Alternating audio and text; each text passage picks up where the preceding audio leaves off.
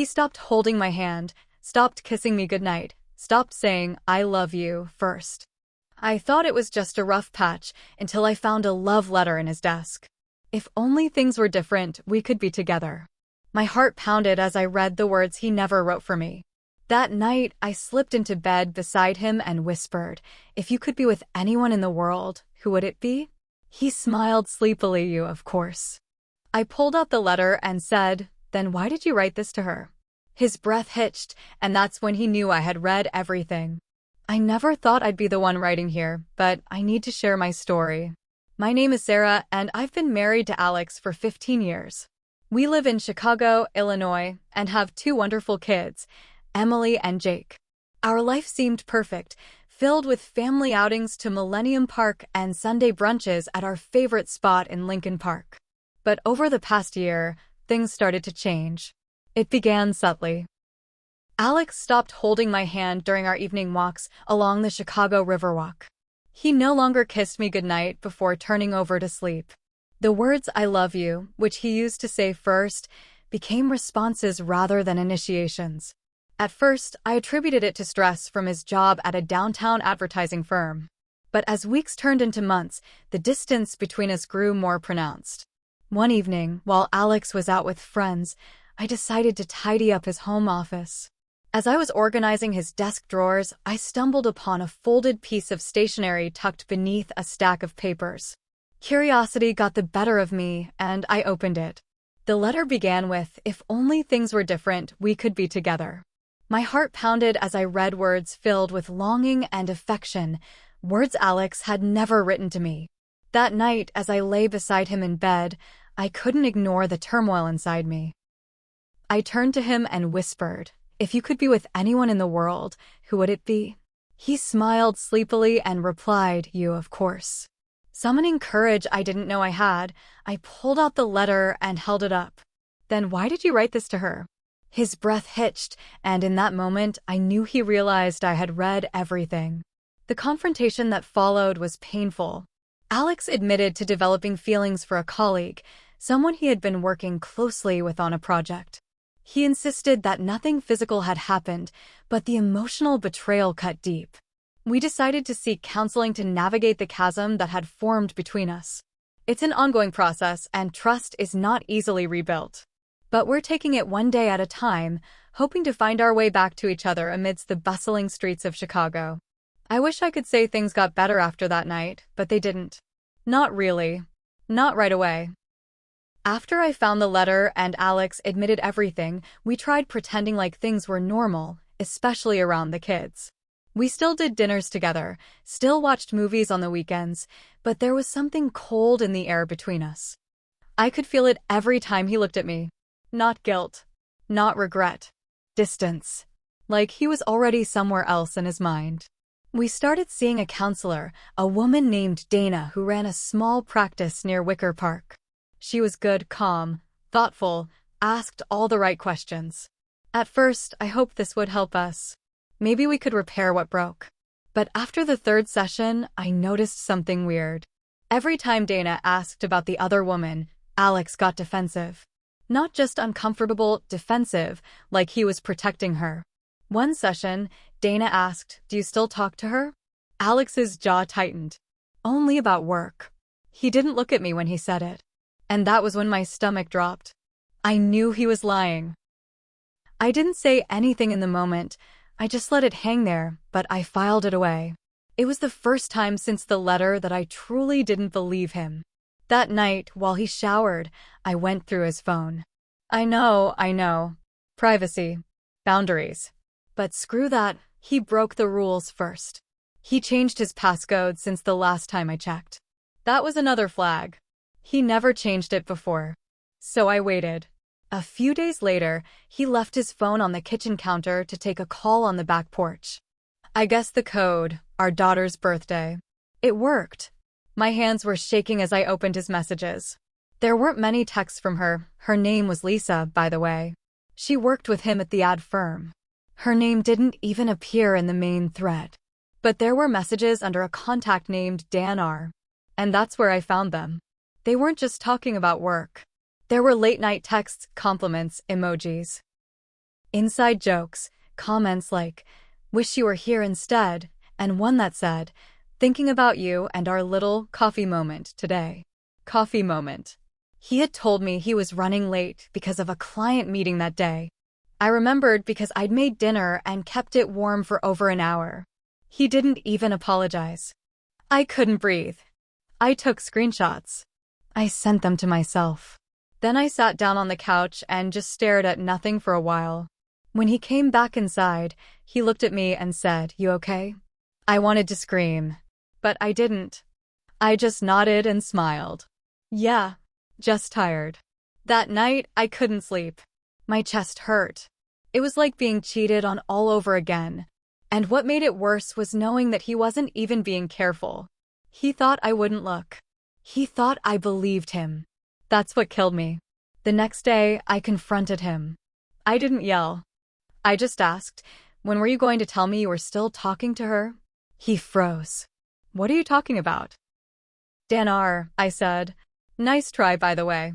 His face went white, then red, then pale again. "You went through my phone?" "I did. After you lied to me in counseling."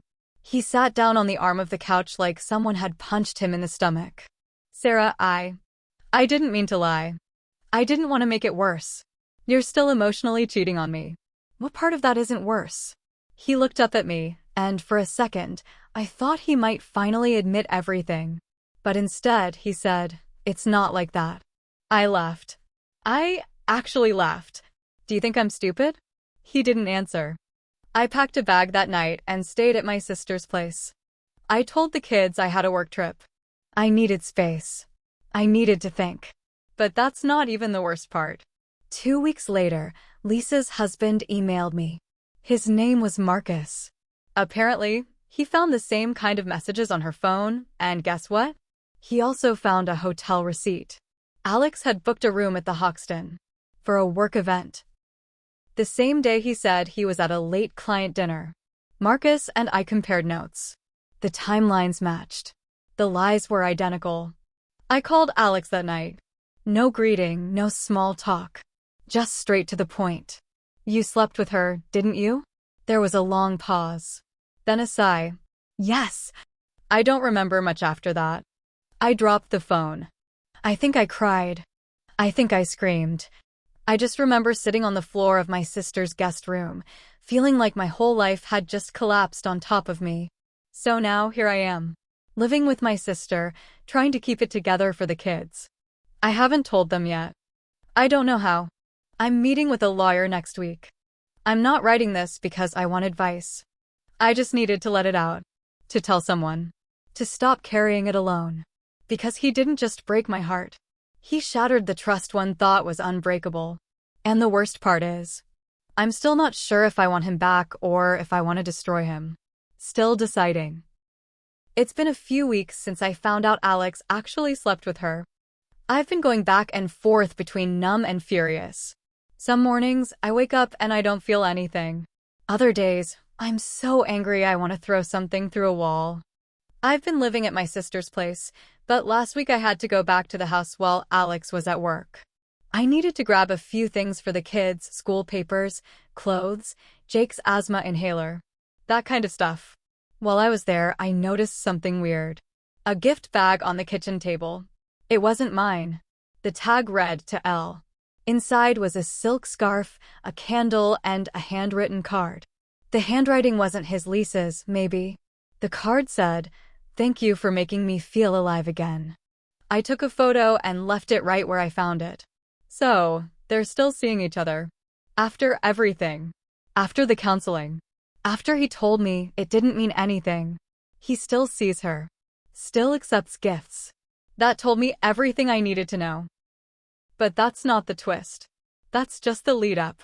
The real twist came when Marcus, the husband of Alex's affair partner, texted me again. He asked if I could talk, and honestly, I didn't want to. I was already emotionally tapped out.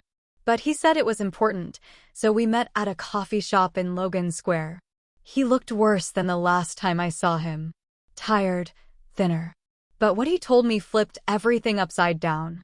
Apparently, Lisa didn't just have one affair. She had two. And the second one? That one had been going on for years, longer than the thing with Alex. Marcus found out when he ran a backup on her phone and accessed deleted messages going back years. Turns out, Lisa had a pattern. Alex was just the most recent guy. Marcus was devastated, but also furious. And then he dropped this on me. She used Alex to make the other guy jealous. They had a fight. She wanted to prove she could still get someone. Alex was just the one stupid enough to fall for it. I felt like I'd been punched in the gut. And I wanted to scream, because as much as I wanted to hate Alex, part of me still thought maybe he actually loved her. That would have made more sense. It would have at least explained the destruction. But this? He wasn't even her first choice. He was the backup. It made me feel sick. I didn't confront him right away. I wanted to let that information settle. I wanted to make sure he had no idea what was coming. So I waited. Then, last Friday, I showed up at the house unannounced. He looked surprised to see me, but let me in. We sat down, and I told him everything Marcus told me. His face went pale. He didn't deny it. He just whispered, "She said she loved me." I stared at him. She lied. And you threw away a 15-year marriage over a woman who was stringing you along. He didn't have anything to say. I left without another word. But I wasn't done. Because the next twist? I found out through mutual friends that Alex's job might be on the line. Apparently, someone in HR got wind of the office affair.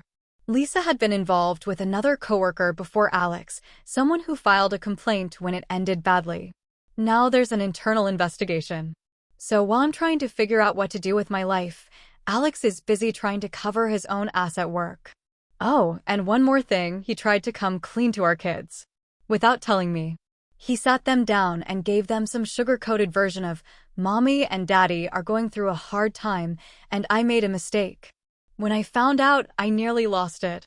I told him if he ever speaks to them about this again without me, I'll file for full custody and make sure the court sees every single text and email I've saved. And believe me, I've saved them all. So now here we are. He's still living in our house. I'm still at my sister's, trying to protect the kids and keep my life from falling apart completely. There's no clear path forward. No ending yet. But I've stopped crying. Now I'm planning. It all exploded 2 Saturdays ago. Alex and I agreed to meet at the house to finally sit down with the kids together. Not to tell them everything, but to prepare them for what was coming. The divorce, the changes, the move. They deserved honesty, or at least enough of it to brace themselves. We planned to keep it calm, make it about them. But the moment I stepped through the door, I knew something was off. Alex looked nervous. He kept checking his phone, pacing the living room. I could tell he wasn't focused on the kids, he was waiting for something. Or someone. And that someone walked in 15 minutes later. Lisa. She just let herself in. Walked right through the front door like she belonged there. Wearing perfume so strong I could smell it from across the room, holding a purse like she was going to brunch. She didn't even look surprised to see me. "Didn't know you'd be here," she said casually. I looked at Alex. "Why is she here?" "I didn't. She wasn't supposed to." He stumbled over his words. Lisa rolled her eyes. "He asked me to come. Thought it was time we were honest." I swear, for a second, my heart actually stopped. I looked at my husband, my soon-to-be ex-husband, and he couldn't even meet my eyes. The kids were upstairs. Thank God. I turned back to Lisa. "You think barging into my house, where my children live, is your version of honesty?" She didn't flinch. "I'm tired of hiding. He's not yours anymore." And that's when I lost it. I didn't scream. I didn't throw things. But I walked right up to her and said, calm as anything, "You used him. You used him to get back at someone else. You never loved him. And he threw his life away for you." She smirked. "You're just mad he chose me." I laughed. It wasn't funny, but I laughed. Because the joke was on her. She didn't even know. "Did he tell you?" I asked. "That I know about Marcus? That I know about the other guy? That you have a pattern of this?" Her face cracked just a little. I turned to Alex. "And you're a fool. You believed everything she said. Even after everything she did." He didn't say a word. Lisa tried to save face. You can say whatever you want. He's with me now. But then Alex finally spoke. No, I'm not. We both turned. What? He swallowed hard. I'm not with you. I thought I was in love with you. But I was just trying to escape. From my life. From myself. I ruined everything. You were never real. Her jaw dropped. I said a lot of things I didn't mean, he said. And now my kids hate me, my wife won't even look at me, and I don't even know who I am anymore. Lisa stood there stunned, then turned to me like she wanted some kind of validation. I gave her none. She left without another word. The silence after she walked out was deafening. I sat down on the couch, suddenly exhausted. Alex sat across from me. I didn't invite her like that. She showed up. I swear. I don't care, I said. I'm done. He nodded slowly. I know. The kids came down soon after. We told them. Gently. They cried. Jake asked if it was his fault. Emily went quiet and didn't say a word. That was the worst part. The emotional aftermath hit like a wave. For days, Alex tried to talk. He called, texted, even showed up at my sister's once. But I didn't let him in. I didn't need more words. I needed actions. And his actions already told me everything I needed to know. My sister was furious. She wanted to call Lisa. Wanted to tell the whole neighborhood. I told her to let it go. That kind of revenge doesn't heal anything. Marcus and I still talk sometimes. Weird, right? We're not close, not in that way, but we understand each other now in a way no one else does. We both got blindsided by people we trusted. I met with the lawyer. The papers are ready. The house is getting sold. I'm looking at apartments closer to the kids' school. I'm slowly putting the pieces back together. And for the first time in months, I feel light. Not happy. Not yet. But lighter. Like I'm not dragging a corpse behind me anymore. I wish I could say I regret loving him. But I don't. I regret not seeing the signs sooner. I regret believing I'm just tired and it's just work stress. I regret thinking we were untouchable. But mostly, I regret that our kids had to see what happens when love turns into lies. Still, I'm hopeful. Not for him. For me. I'm not who I was when this started. I'm stronger now. And one day, when I'm ready, I'll open my heart again. But not to someone who stops holding my hand. Not to someone who stops saying I love you first.